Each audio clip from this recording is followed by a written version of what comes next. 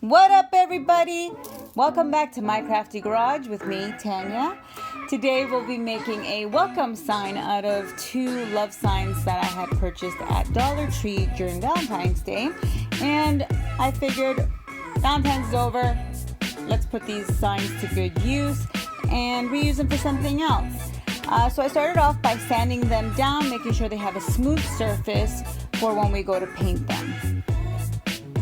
So once the sanding is done, we're going to get to some gluing. You want to glue the ends of each sign together. I used E6000 glue and some hot glue as well.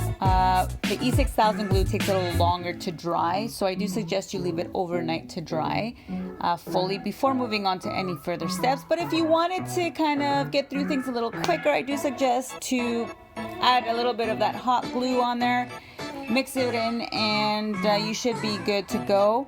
The hot glue will let everything adhere quicker, where the E6000 glue will give it a longer curing time, which means better durability for the future. Once you have done that, you're going to take an X-Acto knife and just take off any excess glue that might be on there.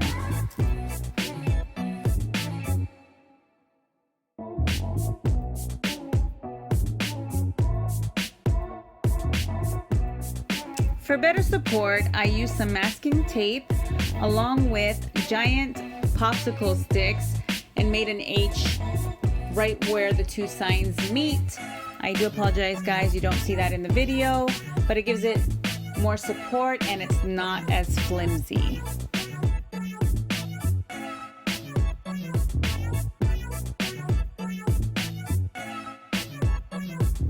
Now it's time for some painting.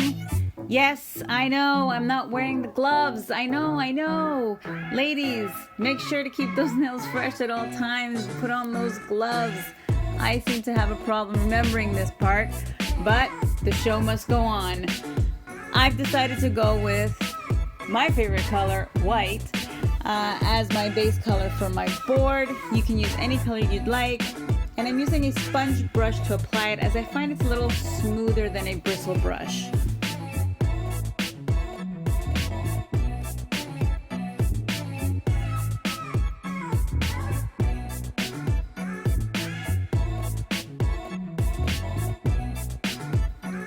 Okay, once the paint has dried, it's time to put down your stencils.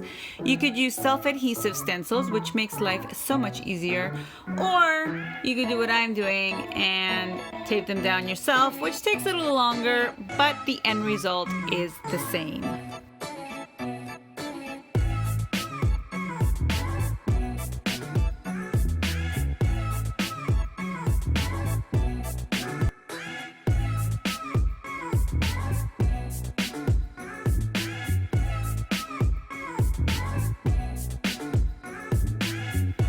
Once your stencils are placed, it's time to start painting.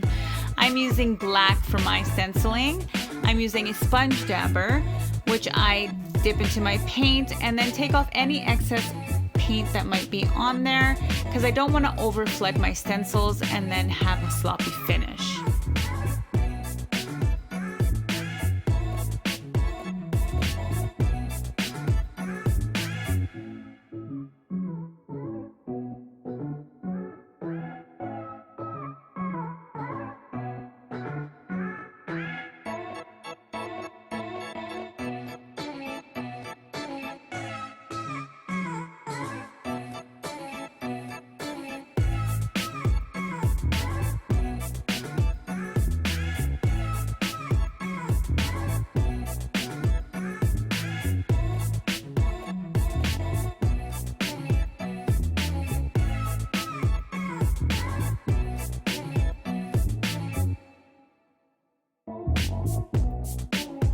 And there you have it, folks. We have come to an end. Thank you for watching. I'd like to give a little shout out to Tatiana, Rob, and Alexa. If you'd like a shout out, please leave a comment below and let us know what you think of our videos. And don't forget to hit that subscribe button. Until next time, see ya.